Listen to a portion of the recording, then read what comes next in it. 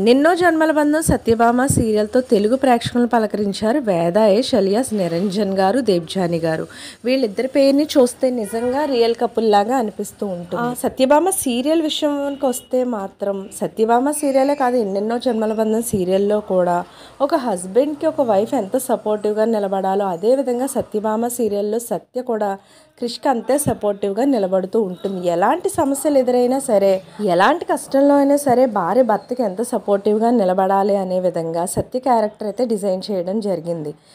అక్కడ జరిగింది నిజమా కాదా అనేది పక్కన పెడితే ఖచ్చితంగా తన భర్త తప్పు చేయడు, తన మాట వింటాడు అని నమ్మకంతో నిలబడి తన కోసం నిలబడినటువంటి సత్య క్రిష్కి సంబంధించిన అనేక పిక్స్ ప్రజెంట్ సోషల్ మీడియాలో వైరల్ అవుతున్నాయి.